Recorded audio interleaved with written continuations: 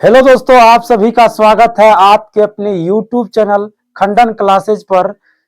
आज के लेक्चर में हम डिस्कस करने वाले हैं सुपर ऑब्जेक्टिव क्वेश्चंस के पार्ट 12। लेकिन दोस्तों, उससे पहले मैं आप सबों को एक छोटी सी इंफॉर्मेशन दे देना चाहता हूं। इंफॉर्मेशन यह है कि पिछले एक महीना से मैं चैनल पर वीडियो अपलोड नहीं कर रहा था। इसका रीजन यह है कि मेरे भाई का एक्सीडेंट हो गया था, उसी में हम उलझ गए थे और आज से फिर मैं अपने चैनल पर वीडियो अपलोड करना शुरू कर दिए हैं। और आप सबसे मेरा यही विनती है कि आप लोग भी पूरे कंफर्टेबल रूप से तैयार हो जाइए और मेरे चैनल से जुड़कर रेगुलर पढ़िए। तो दोस्तों, चलिए तब आज की क्लास को हम शुरू करते हैं। और आज की क्लास का पहला मेरा क्वेश्चन है, मानव मादा के जनन तंत्र भाग नहीं है। मानव मादा के मानव मानव मादा के मानव मादा के जनन तंत्र का भाग नहीं है। मानव मादा के जनन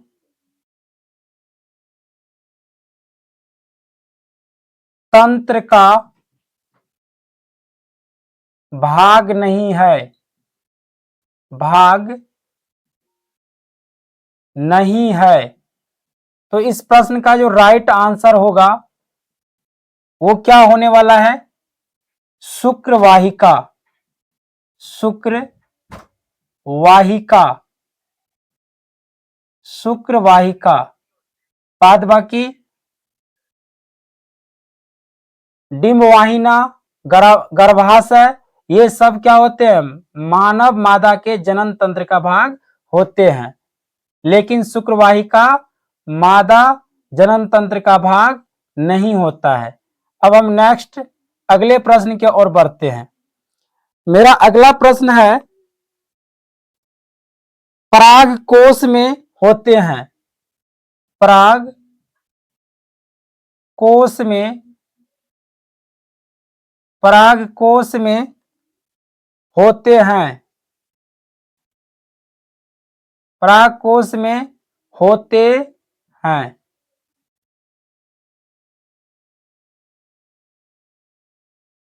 पराग कोश में होते हैं। तो इस प्रश्न का जो राइट आंसर होगा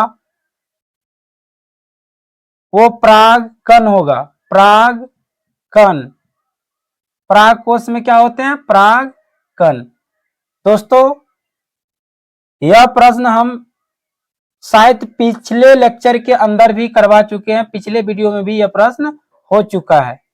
तो जो प्रश्न रिपीट हो रहा है उस प्रश्न को याद करने में आप सबों को बिल्कुल आसानी होंगे, इसलिए रिपीटेड प्रश्न को आप आसानी पूर्वक रिवीजन कर सकते हैं। परागकोश में होते हैं परागकण। अब हम नेक्स्ट अगले प्रश्न की ओर बढ़ते हैं। मेरा अगला प्रश्न है,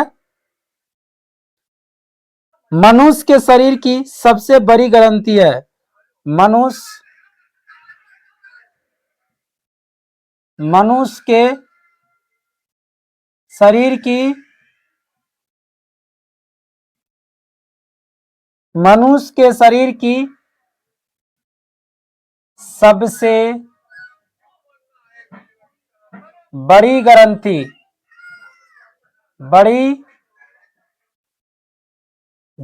है। मनुष्य के शरीर की सबसे बड़ी ग्रंथि है। तो मानव शरीर की सबसे बड़ी ग्रंथि जो होता है वो यकृत होता है, जिसको हम अंग्रेजी में लीवर बोलते हैं। तो मनुष्य के शरीर की सबसे बड़ी ग्रंथि क्या होती है? लीवर। लीवर या फिर कह लीजिए यकृत। मानव शरीर की सबसे बड़ी ग्रंथि यकृत होता है या फिर लीवर होता है। तो चलिए फिर नेक्स्ट अब हम अगले प्रश्न की ओर बढ़ते हैं। अब मेरा नेक्स्ट अगला प्रश्न क्या कहता है? मेरा जो अगला प्रश्न है वो है, पादप हार्मोन का उदाहरण है। पादप हार्मोन का पादप हार्मोन का उदाहरण है। पादप हार्मोन का उदाहरण है। तो इस प्रश्न का जो राइट आंसर होगा वो क्या होगा? ऑक्जिन।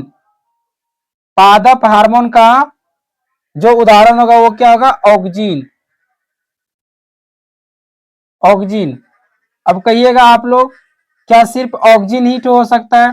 देखिए, मैं यह भी प्रश्न पिछले लेक्चर में पढ़ा चुके हैं, लेकिन वहां क्वेश्चंस का जो लैंग्वेज था वह कुछ और पैटर्न पर था, कुछ और तरह से था। पादप हार्मोन का उदाहरण है ऑक्जिन, वहां था ऑक्जिन होता है एक हार्मोन।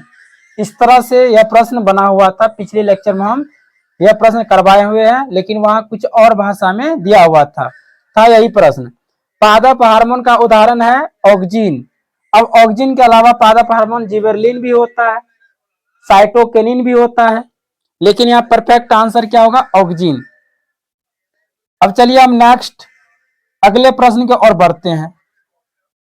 मेरा अगला प्रश्न है, प्रकाश क्या कहते हैं? प्रकाश किस रंग का, क्या कहता है क्वेश्चन?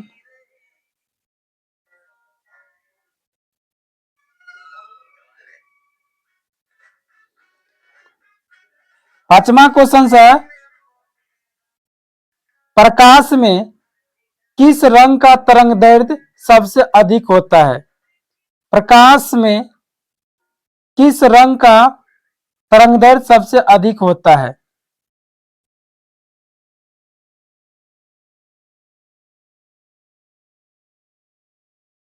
देखिए दोस्तों, यह क्वेश्चन थोड़ा मिसप्रिंट है, मैं इसको अच्छा से सुधार करके लिख देता हूं। यहां लिखिएगा, किस रंग का तरंगदैर्ध्य सबसे अधिक होता है? किस रंग का तरंगदैर्ध्य, किस रंग का तरंगदैर्ध्य अधिक होता है? किस रंग का तरंगदैर्ध्य अधिक होता है? तो इस प्रश्न का जो राइट आंसर होगा वो क्या होगा? लाल का।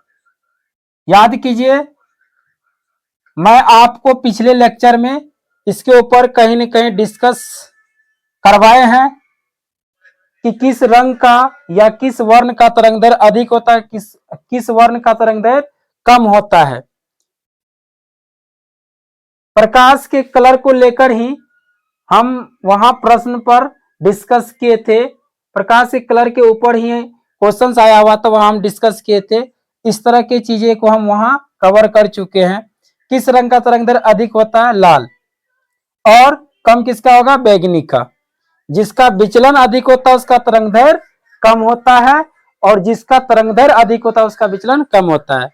ये सारे पॉइंट्स को हम पिछले लेक्चर में इसी तरह के किसी एक क्वेश्चंस के साथ कर चुके हैं। किस रंग का तरंगदैर्ध्य अधिक होता है? लाल का तरंगदैर्ध्य अधिक होता है। तो चलिए अब हम नेक्स्ट अगले प्रश्न की ओर बढ़ते हैं। मेरा अगला प्रश्न है, मानव नेत्र के किस भाग पर, मानव नेत्र के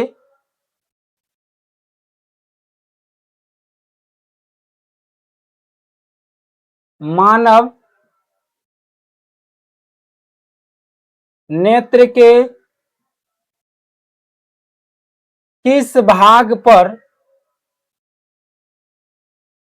किस भाग पर, मानव नेत्र के किस भाग पर किसी वस्तु का प्रतिबिंब बनता है? किसी किसी वस्तु का प्रतिबिंब बनता है। प्रतिबिंब बनता है। मानव नेत्र के किस भाग पर किसी वस्तु का प्रतिबिंब बनता है? तो इस प्रश्न का जो राइट आंसर होगा वो क्या होगा? दृष्टिपटल। दृष्टि पटल, या इसी को हम कहते हैं रेटिना। अंग्रेजी में क्या बोलते हैं इसको? रेटिना। मानव नेत्र के किस भाग पर किसी वस्तु का प्रतिबिंब बनता है? दृष्टि पटल या रेटिना पर।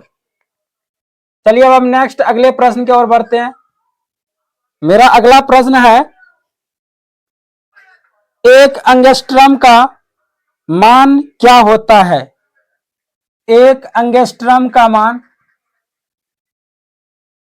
एक एंगस्ट्रम का, एक एंगस्ट्रम का मान क्या होता है? एक एंगस्ट्रम का मान क्या होता है? एक एंगस्ट्रम का मान क्या होता है? तो इस प्रश्न का जो राइट आंसर होगा, प्रश्न के साथ वाट का चिन्ह लगा दीजिएगा। ये चीजें आप लोग खुद कर सकते हैं। प्रश्न के साथ वाट का चिन्ह आप लोग खुद लगा सकते हैं, ये कोई खास चीजें नहीं है। यहां भी छूटा हुआ है और कहीं छूटा। चलिए, एक एंगस्ट्रम का मान क्या होता है? तो एक एंगस्ट्रम का जो मान होता है वो होता है 10 to the power minus 10 metre. 10 to the power minus 10 metre या 10 मीटर, 10 के पावर माइनस 10 मीटर एक एंगस्ट्रम के बराबर होता है। और परमाणु के त्रिज्या को हम एंगस्ट्रम में ही कन्वर्ट करते हैं, एंगस्ट्रम में ही मापते हैं। तो चलिए अब हम नेक्स्ट अगले प्रश्न की ओर बढ़ते हैं। मेरा अगला प्रश्न क्या कहता है? विद्युत बल्ब में फिलामेंट तार बना होता है। विद्युत बल्ब में, विद्युत बल्ब में, विद्युत बल्ब में, विद्युत बल्ब में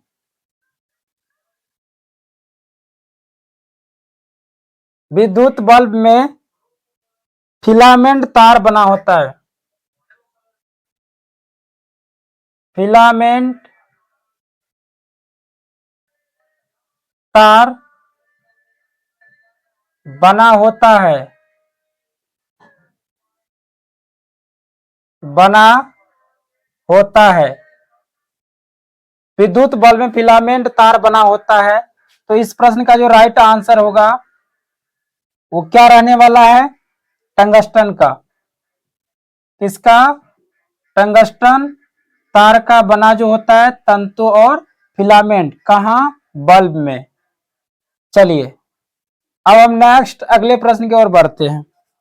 मेरा अगला प्रश्न है, शक्ति का एसआई मात्रक होता है। बिल्कुल आसान प्रश्न है। शक्ति, शक्ति का एसआई मात्रक, शक्ति का एसआई मात्रक होता है। तो क्या होता है शक्ति का एसआई मात्रक? तो इस प्रश्न का जो राइट आंसर होगा, शक्ति का एसआई मात्रक होता है, तो इस प्रश्न का जो राइट आंसर होगा वो होगा वाट। शक्ति का एसआई मात्रक क्या होता है? वाट होता है, वाट होता है। और एक वाट के बराबर, एक वाट के बराबर जो मान होता है जूल पर सेकेंड। जूल पर सेकेंड, जूल पर सेकेंड होता है। शक्ति का एसआई मात्रक क्या होता है? वाट होता है। और एक वाट का वैल्यू जूल पर सेकेंड होता है। तो जूल पर सेकेंड को भी हम इनके एसआई मात्रक में काउंट कर सकते हैं, क्योंकि एक वाट का ही तो वैल्यू है। चलिए अब हम नेक्स्ट अगले प्रश्न की ओर बढ़ते हैं।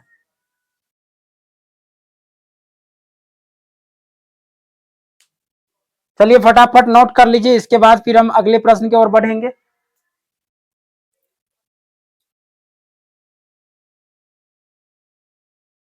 चलिए अब हम नेक्स्ट बढ़ते हैं अगले प्रश्न की ओर।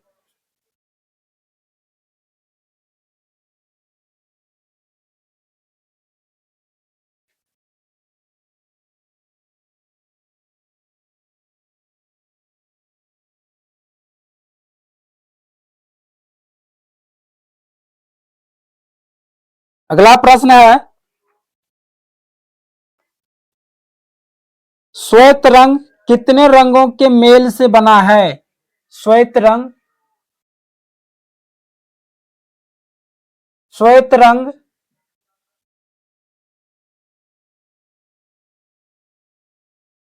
श्वेत रंग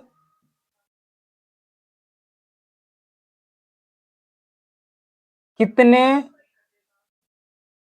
रंगों के मेल से बना है? श्वेत रंग कितने रंगों के मेल से बना है? श्वेत रंग कितने रंगों के मेल से बना है?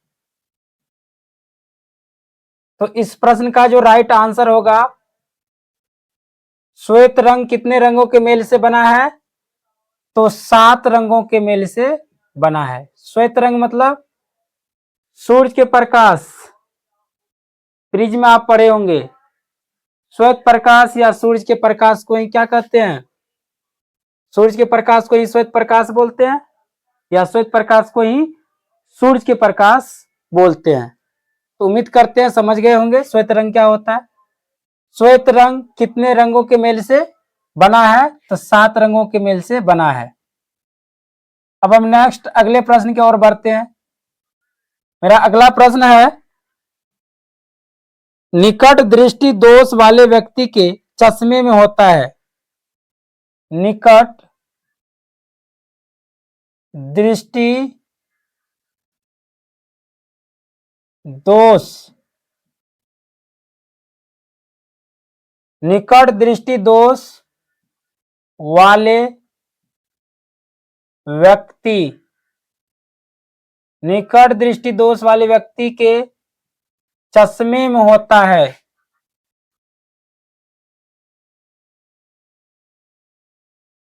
के चश्मे में होता है। चश्मे में होता है। निकट दृष्टि दोष वाले व्यक्ति के चश्मे में होता है। तो इस प्रश्न का जो राइट आंसर होगा वो क्या होगा? अवतल लेंस। कौन सा लेंस लगा रहता है? अवतल लेंस। निकट दृष्टि दोष वाले व्यक्ति के चश्मे में अवतल लेंस लगा होता है। चलिए अब हम नेक्स्ट अगले प्रश्न की ओर बढ़ते हैं। अब मेरा अगला प्रश्न है, मैग्नीशियम में पाया जाता है। मैग्नीशियम, मैग्नीशियम में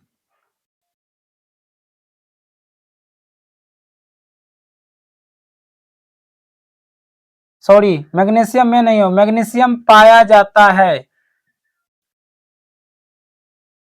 मैग्नीशियम पाया जाता है। मैग्नीशियम पाया जाता है किसमें? क्लोरोफिल में। तो इस प्रश्न का जो राइट आंसर होगा वो क्या होगा? क्लोरोफिल। मैग्नीशियम पाया जाता है कहाँ? क्लोरोफिल में। चलिए अब हम नेक्स्ट अगले प्रश्न की ओर बढ़ते हैं। मेरा अगला प्रश्न है,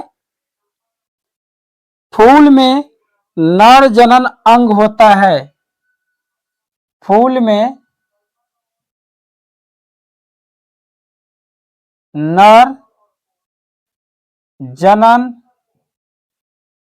अंग होता है। फूल में नर जनन अंग होता है। तो इस प्रश्न का जो राइट आंसर होगा वो क्या होगा? पुकेसर,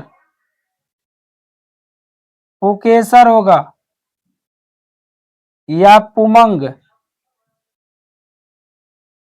पुष्प का नर जनन भाग जो होता है वो पुमंग या पुकेसर होता है। चलिए अब हम नेक्स्ट अगले प्रश्न की ओर बढ़ते हैं।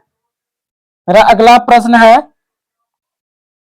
अंडाणु निषेचित होता है। अंडाणु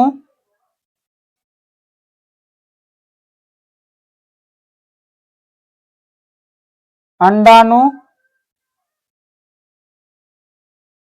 निषेचित,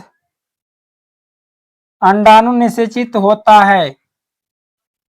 अंडाणु निषेचित होता है। तो इस प्रश्न का जो राइट आंसर होगा वो क्या होगा? अंडाणु निषेचित होता है।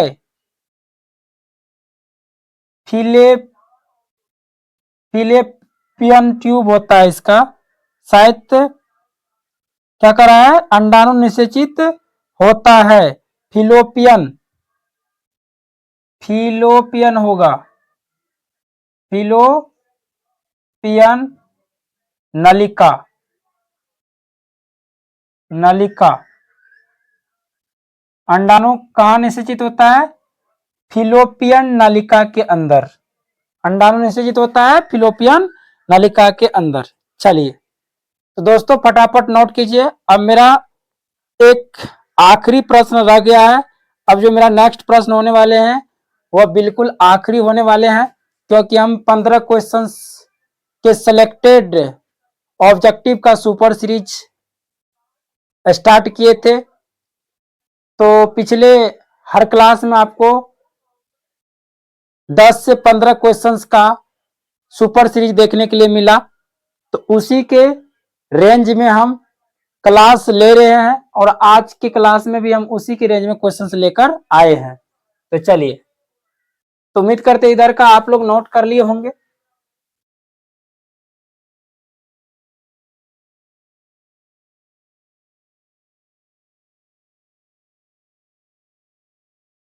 तो अब मेरा जो आखिरी प्रश्न है 15वां प्रश्न जो है मेरा आखिरी, वो क्या कहता है देखते हैं। मेरा आखिरी प्रश्न कहता है, उभयलिंगी जीव है। उभयलिंगी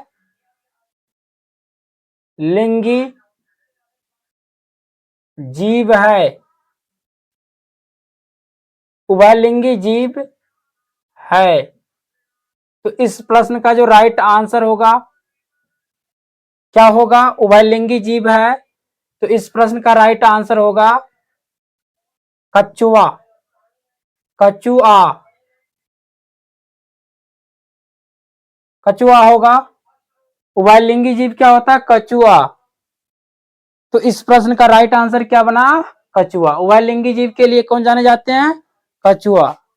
शायद यह भी प्रश्न हम पिछले वीडियो के अंदर दे चुके हैं। यह भी प्रश्न आप लोगों को पिछले लेक्चर में मिल चुका है और यहाँ भी यह प्रश्न रिपीट हो चुका है। तो खैर कोई बात नहीं है, और बढ़िया है खास करके आप लोगों के लिए। उभयलिंगी जीव है कछुआ। कछुआ क्या है? कछुआ है उभयलिंगी जीव। तो चलिए दोस्तों, तब हम आज की क्लास को इसी जगह पर स्टॉपेज करते हैं। इससे आगे की क्लास फिर हम आप लोगों को नेक्स्ट डे में देने वाले हैं। तब तक के लिए आप सबों को मेरे तरफ से जय हिंद।